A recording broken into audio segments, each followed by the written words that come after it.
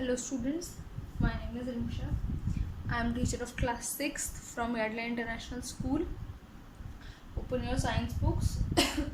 हमने पहले इसके चैप्टर 1 पढ़ा था जिसका नाम था sources of food and this is your chapter 2 whose name is components of food. ठीक है, आज हम आपका ये नया चैप्टर स्टार्ट कर रहे हैं. आई होप पुराना वाला चैप्टर आपको अच्छे से याद होगा क्योंकि ये चैप्टर उसी चैप्टर से रिलेटेड है. Okay, so let's start it. In the previous chapter you studied the importance of food and its different sources. मतलब पुराने चैप्टर में आपने फूड की इम्पोर्टेंस के बारे में पढ़ा और उसके जो सोर्सेज होते हैं उनके बारे में पढ़ा कि वो क्या क्या क्या उनके फूड के हमें सोर्सेज होते हैं, किससे हमें फूड मिलता है. Okay, you also know the different kind of food provide us with different kind of nutrients that maintain our health and help us carry out different life processes. मतलब हमने ये भी पढ़ा था कि हमें अलग अलग तरह के फूड अलग अलग तरह के न्यूट्रिएंट्स देते हैं जो हमारी हेल्थ को मेंटेन करने में हेल्प करते हैं और हमारी लाइफ प्रोसेस को आगे बढ़ाने में भी बहुत ज़्यादा हेल्प करते हैं. ठीक है, so nutrients can be defined as the components of food which help us to grow and keep our body healthy. तो जो न्यूट्रिएंट्स होते हैं वो कंपोनेंट ऑफ फूड होते हैं क्योंकि वो हमें ग्रो करने में हेल्प करते हैं, हमारी बॉडी को हेल्दी रखते हैं. तो nutrients are the components of our food. ठीक है, in this chapter you will study about different kinds of nutrients and their importance in our body. अब हम इस चैप्टर में अलग अलग तरह के न्यूट्रिएंट्स के बारे में पढ़ेंगे और उनकी क्या इम्पोर्टेंस होती है हमारी बॉडी में, हमारी लाइफ में, हमारे फूड में, वो भी पढ़ेंगे. तो first topic is nutrients in food. The important nutrients present in food include carbohydrates, proteins, fats, vitamins and minerals. Okay, तो जो important nutrients होते हैं वो होते हैं हमारे carbohydrates, proteins, fats, vitamins and minerals. ठीक है, note down these 5 names. These are the most important nutrients which are useful for our body. Okay, ये food में हमारे होने ही चाहिए. ठीक, अब देखिए हर फूड में ये नहीं होते तो हमें किन किन फूड में मिलते हैं वो हम पढ़ेंगे. ठीक, every food item does not contain all the nutrients.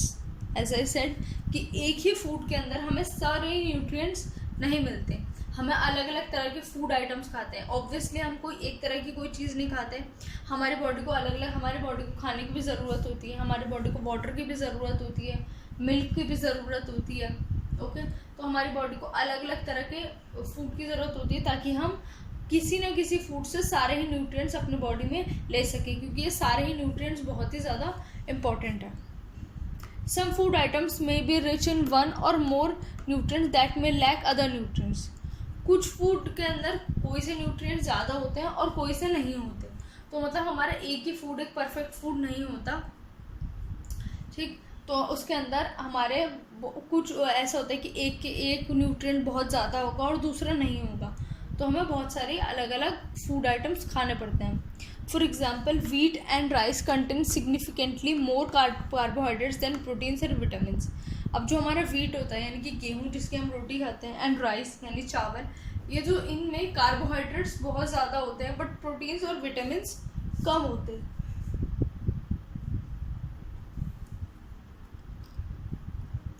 Milk on the other hand is a rich source of number of nutrients including proteins and minerals. Milk के अंदर ज़्यादा प्रोटीन्स होते हैं और ज़्यादा मिनरल्स होते हैं. ठीक है, उसके अंदर बाकी कार्बोहाइड्रेट्स वगैरह नहीं होते, उसके अंदर ज़्यादा मिनरल्स और प्रोटीन्स होते हैं. ठीक है, Therefore, it is important to consume a variety of food items to ensure that the body is being provided with all kind of nutrients. इसलिए हम बहुत ज़्यादा इम्पॉर्टेंट है कि हम different variety of food items लें जिससे हमारी बॉडी को सारे ही तरह के सारे तरह के न्यूट्रिएंट्स मिल जाएं. क्योंकि अगर हम कोई भी एक पर्टिकुलर फूड ही लेते रहेंगे या एक ही टाइप ऑफ फूड खाते रहेंगे तो हमें दूसरे न्यूट्रिएंट्स की हमारे अंदर डिफिशियंसी हो जाएगी. डिफिशियंसी मतलब होता है कमी, तो उनकी हमारे अंदर डिफिशियंसी हो जाएगी जिसकी वजह से हमें कोई ना कोई डिजीज़ या कोई ना कोई हमें हेल्थ इश्यूज आ सकते हैं. इसलिए हमें सारे ही तरह के अलग अलग तरह के जो फूड आइटम्स हैं वो खाने चाहिए. सारे ऐसे नहीं करना चाहिए कि हम कोई पर्टिकुलर चीज़ ही खाते रहें, हमें सारे तरह के फूड आइटम्स खाने चाहिए ताकि हमें हर तरह के सारे न्यूट्रिएंट्स मिल सकें. ओके, तो सबसे पहले न्यूट्रिएंट के बारे में बात करेंगे, जिसका नाम है carbohydrates. Carbohydrates are the main source of energy. Carbohydrate से हमें सबसे ज़्यादा एनर्जी मिलती है, ठीक है। They are therefore called energy giving foods, मतलब जिन जिन फूड्स के अंदर कार्बोहाइड्रेट ज़्यादा होता है उन सारे फूड्स को हम एनर्जी गिविंग फूड्स कहते हैं, ठीक है, क्योंकि इनसे सबसे ज़्यादा हमें एनर्जी मिलती है।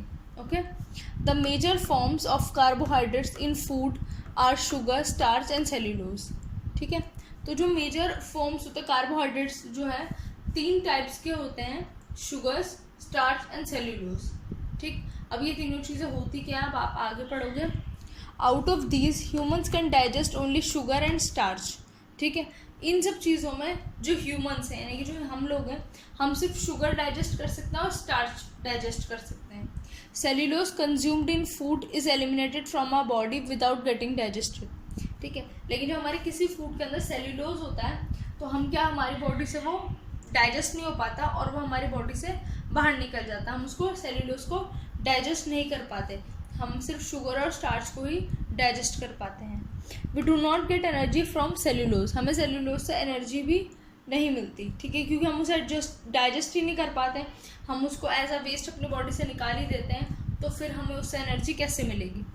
सम animals such as cows, horses, goats etcetera have special stomach called rumen which helps in digestion of cellulose.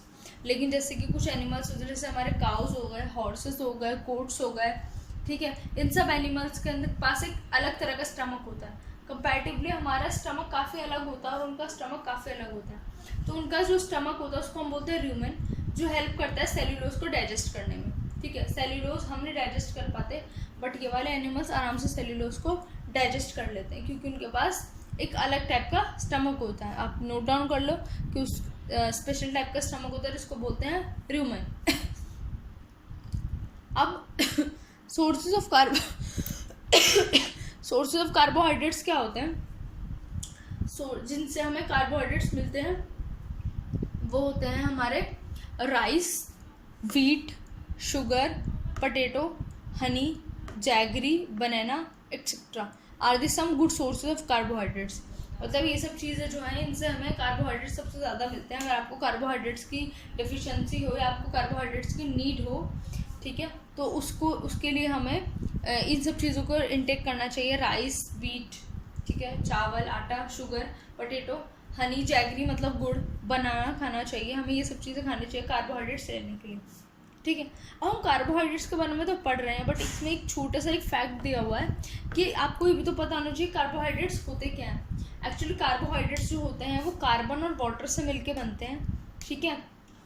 Greek में हाइड्रेट का मतलब होता है वाटर, ठीक है, तो इट मीन्स जो कार्बन एंड वाटर दोनों, जो जिसके अंदर कार्बन भी होता है और वाटर भी होता है, जिसमें दोनों चीज़ें होती हैं, वो होते हैं हमारे कार्बोहाइड्रेट्स, ठीक है। तो वो हमारी बॉडी के लिए कितने इतने ज़रूरी होते हैं। अब आपको अच्छे से समझ आए कि इन चीज़ों में कार्बन भी मिलेगा आपको और वाटर भी मिलेगा, ठीक है, तो इसलिए हमारे सोर्सेज ऑफ कार्बोहाइड्रेट्स हैं, ठीक है। ये तो हमारे सोर्सेज हो गए। और कार्बोहाइड्रेट्स के टाइप्स भी तो होते हैं कि अलग अलग तरीके के भी तो कार्बोहाइड्रेट्स होते होंगे।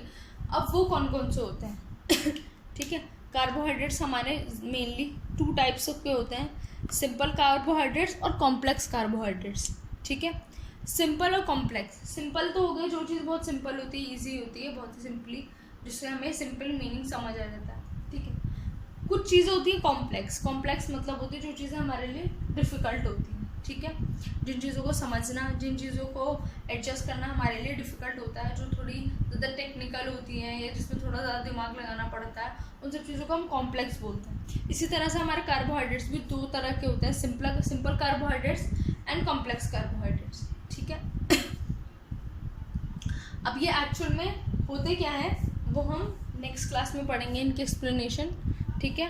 आई होप जितना मैंने पढ़ाया उतना आपको समझ आ गया होगा। कुछ चीज़ें मैंने आपको नोट डाउन करने के लिए बोली है, वो अपनी अपनी नोटबुक्स में नोट डाउन कर लेना कि एक तो न्यूट्रिएंट्स कितने टाइप के होते हैं और हमारे उनके नाम क्या होते हैं, ठीक।